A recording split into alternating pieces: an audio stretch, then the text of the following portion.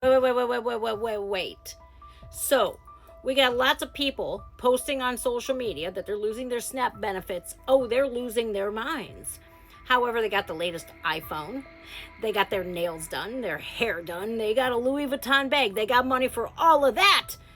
But they ain't got money to feed their kids. They want the taxpayers to do that? Well, the taxpayers didn't lie down with you in your bed, spread your legs, and pop out these kids that you want us to pay for. All right, hold up. Let's pause right there. You ever watch a clip online and just think, wait, am I missing something here? Because that's exactly what happened when this video started circulating. In it, a woman goes off about people on food stamps, calling them lazy, claiming they're buying designer bags and the newest iPhones while living off the government. She laughs, shakes her head, and basically paints the whole system as a joke. But here's the twist. It turns out this same woman has used government assistance herself. So today, we're breaking it down, not to attack her, not to pick sides, but to talk about the bigger picture, because this moment says a lot about how people talk about poverty, struggle, and survival in America. So here's what you do. You go in your car, which you probably got a nice car too. Go in your car, go fill out some job applications, and while you're at it, stop at the nearest bookstore and get a how-to book on how to prioritize life. Because I'm sick and tired of it. We're seeing people with the latest iPhones. I don't even have an iPhone 17. And you mean to tell me that you can't afford groceries for your kids? Get out of here. Let's start with what she said. In her video, she mocked people on assistance programs, calling out those supposedly using benefits to buy luxury items. And yeah, that kind of clip spreads fast. But here's where the conversation always gets distorted. This idea that everyone on food stamps or housing programs is somehow living large. That's a stereotype, not a fact. Because when you actually look around, most people using these programs aren't flashing Louis Vuitton bags or eating steak dinners every night. They're single parents working multiple jobs, elderly people on fixed incomes, disabled individuals trying to make ends meet. It's easy to film a viral rant about lazy people, but it's much harder to acknowledge that millions of families simply don't make enough to cover rent, childcare, healthcare, and groceries all at once. We're done with all of that. I will not sympathize with people who have nails like this that are this long and have all sorts of rhinestones. Probably paid $200-300 for your nails to get done. You're spending $1,500 on a cell phone and on the human hair. Get synthetic. Get press-on nails. Learn how to cook inside instead of going out to eat. Okay? Start budgeting what money you do have. Let's be honest, a lot of these videos are made for clicks. Outrage pays. If you can point fingers and sound confident, you'll get engagement, whether it's positive or negative. But what ends up happening is this massive disconnect between perception and reality. People assume that welfare fraud is the rule, not the rare exception, and it's simply not true. Yet the loudest voices online would have you believe everyone is gaming the system. It's a narrative that dehumanizes people who are already struggling, and it makes empathy look like weakness. I never in a million years thought, look, man, I got 2 kids. 2, okay? I buy my own groceries, okay? And I had to use food stamps to get on my feet. And once I got on my feet, and guess what? I didn't need it no more. So I stopped applying. I said, let the next person who actually needs it get them. And I'm seeing a lot of you with Louis Vuitton bags going, oh, what's going to happen to my SNAP benefits? Psh, oh, well. A lot of them been on food stamps for decades. Section 8 housing, decades. Generation after generation. And then came the irony.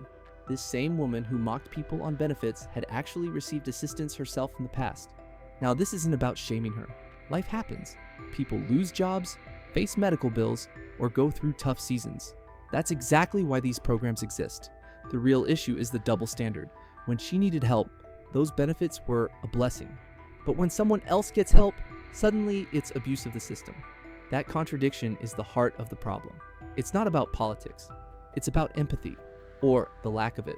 Because you can't celebrate the safety net when it saves you, and then tear it down when others use it. Look, okay, I'm telling you this much, man. Nothing is free. Nothing in this country is free, and you are more than capable of getting out there and doing something for yourself and making something of yourself. Don't let anybody sell you short. And if you yourself are selling yourself short, well then, man, that's a generational curse you're going to have to break. But I will not sympathize with the people who are sitting there on the latest iPhone 17 Pro Max going, I'm about to lose my SNAP benefits, feel bad for me. Nope. Let's get real for a second. The majority of people on food stamps are not freeloaders. They're working class Americans who don't make enough to stay above water. Think about it. Rent, gas, utilities, groceries, medical expenses. Wages haven't kept up, but costs keep rising. So even full-time workers still qualify for help. And that's not a sign of laziness, that's a sign that the system itself is out of balance. These programs weren't designed to let people live lavishly. They were designed as a bridge, a temporary safety net that keeps people from falling into homelessness or hunger when times get hard. You can debate how they're structured or improved, but mocking people for needing help, that's just punching down. But they ain't got money to feed their kids. They want the taxpayers to do that? Well, the taxpayers didn't lie down with you in your bed, spread your legs, and pop out these kids that you want us to pay for. And you mean to tell me that you can't afford groceries for your kids? Look, man, I got 2 kids. 2, okay? I buy my own groceries, okay? And I had to use food stamps to get on my feet. You're so brave. Thank you for sharing. I had an experience that kind of drives the point home that you're trying to make. A few years back, I tore my Achilles tendon, tore it in half. Had to have it sewn back together, and the recovery on that is long. And I couldn't get around without crutches or a scooter. And I remember me and my family, we went somewhere and we had to go upstairs, and I couldn't do it. So I went to use the elevator to go up to the next floor. And as I was in the elevator and the doors were about to close, someone in a wheelchair was approaching. And I was scared and confused. I was like, I need this assistance, but that person obviously doesn't. What are they even trying to do? And as they were getting closer, I just kept hitting the door close button as fast as I could, trying to stop them from getting on, and they got there. And when they got there, I rolled my scooter in the doorway and I said, no, what are you doing? What do you think you're doing getting on this elevator? And the person looked at me and they said, oh, I can't use the stairs. I need to use the elevator. And I said, yeah, well, you should have thought of that before you became disabled. There's no way.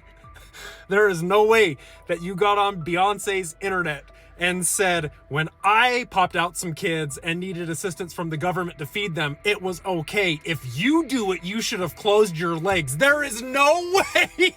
There is no way you did that. Here's the part that blows people's minds. The woman in this video represents a mindset that's more common than people realize. There's this belief that good or deserving people only need help once, while everyone else is just milking the system. But poverty doesn't care who you vote for. It doesn't care about race, religion, or status. When bills pile up and income dries up, everyone bleeds the same. So when someone mocks others for using food stamps, only to later admit they needed them too, it exposes how easily people forget their own struggles once they're comfortable again. It's selective memory dressed up as moral superiority. They got the latest iPhone. They got their nails done, their hair done. They got a Louis Vuitton. Oof, boy, my ears are ringing after all those dog whistles. Jen, just use the N-word, please, I'm begging you. If you're gonna go through all the extra steps to name every single racist trope that I could imagine about black women in one condensed video, just use the N-word. And normally I don't encourage this behavior. I don't think I've ever encouraged anyone to use the N-word, because you shouldn't, unless you're just doing all the extra steps to not use the N-word. I think this video could have been a lot shorter. I don't think those N-words and their kids, you know what I mean? Like, that way we're getting to the point a lot faster. TikTok is a platform about brevity, short form content. I don't need to know all the dog whistles. If you feel that way, if you want to hit all those points, the nails, the hair, the whole thing, could have hit big lips and wide noses too. But why? You know what I mean? Just use the N-word. At the end of the day, this isn't about calling anyone out. It's about calling something in. Everyone hits rough patches. Everyone needs help sometimes. That's not shameful. That's human. The conversation shouldn't be about who's deserving, but about how we build a society that doesn't let people fall through the cracks.